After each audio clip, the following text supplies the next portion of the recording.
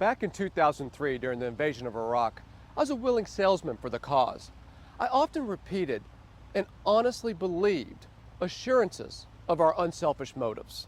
We're not here to occupy an Arab land. We're not here to take their oil. We're not here to kill Arabs or take mosques or any of the other myriad of reasons. Part of selling a war is recycling reasons that were effective for other wars, such as if we don't fight them there, we'll have to fight them here.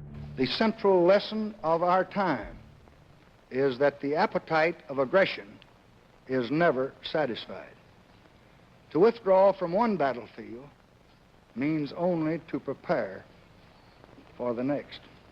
The government has taken unprecedented measures to defend the homeland. This is a different kind of war. The first war of the 21st century. There are no marching armies or solemn declarations.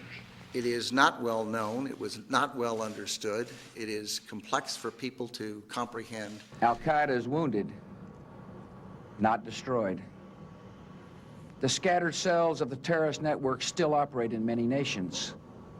And we know from daily intelligence that they continue to plot against free people. We must confront serious dangers before they fully materialize. There's no quick solution to the problem that we face there. I would not want to prophesy or predict whether it would be a matter of months or years or decades. And we will continue to hunt down the enemy before he can strike.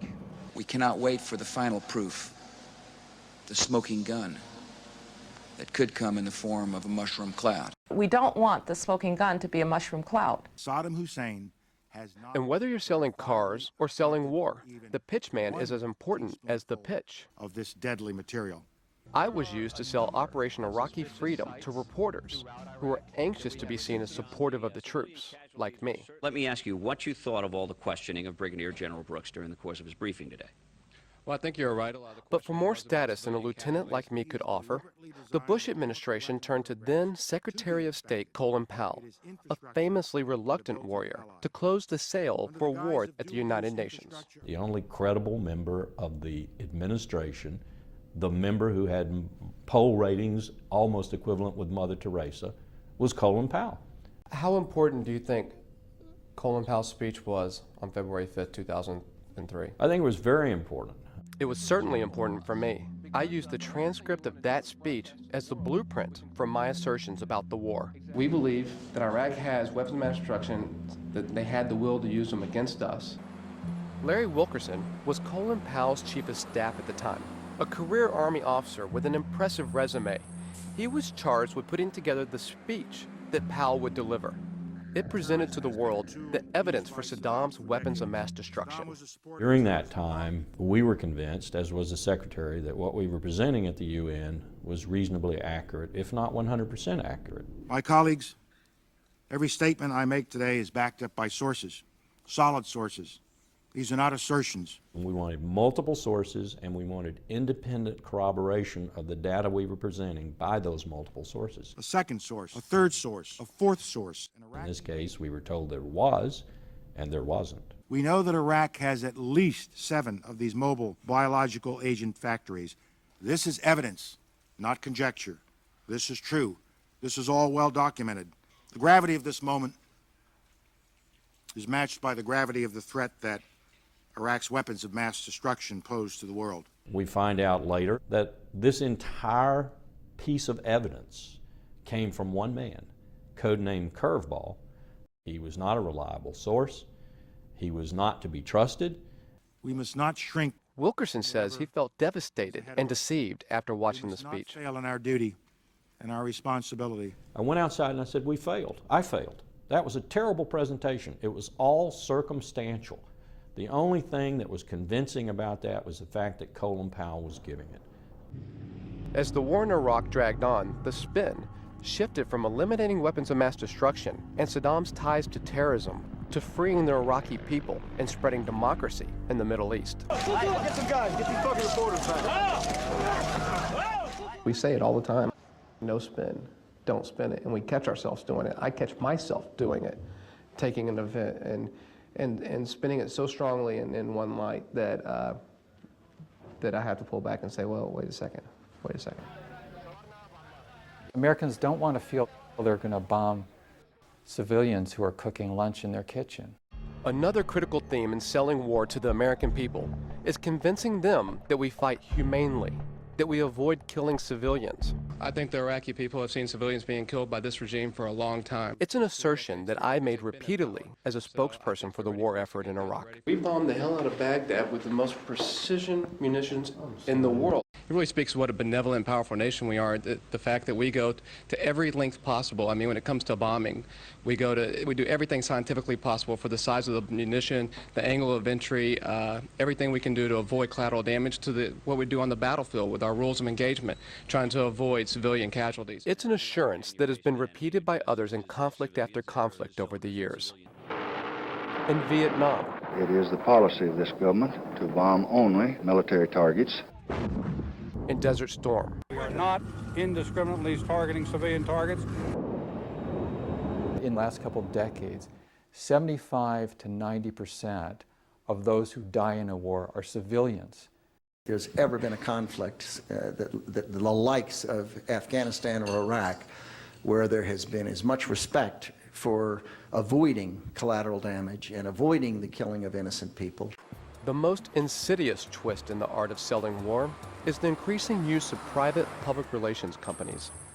Well, the government's using the private companies tremendously these days. They're paying millions and millions, tens of millions of dollars in contracts for these companies to do everything from putting messages on plastic water bottles to creating articles supposedly written by GIs but are really written by public relations people and put in newspapers and so forth. James Bamford recently published an article in Rolling Stone magazine about the role of one very successful public relations man, John Rendon, who combined political savvy with advertising skills. He opened up his own private consulting company, and he began being hired by countries, different countries around the world, and by candidates running for office in different countries. And he would bring sort of a Madison Avenue, flashy, a very sophisticated approach. Basically, he knew PR and he knew campaigns. Bamford says Rendon played a role in the Panama conflict, promoting a candidate to replace Noriega. That he worked for the government of Kuwait during Desert Storm in '91, countering bad publicity about the Kuwaiti elite fleeing the country to posh resorts, while American soldiers were fighting to liberate it. He had 20,000 signed Valentines go out to American troops. Sort of a heartwarming gesture. Well, it was all this PR stuff. The idea was to show through the media that the heart and mind of Kuwait is really behind this war. And again, it was a PR stunt. It was, I don't know if they'd ever even heard of a Valentine over there before.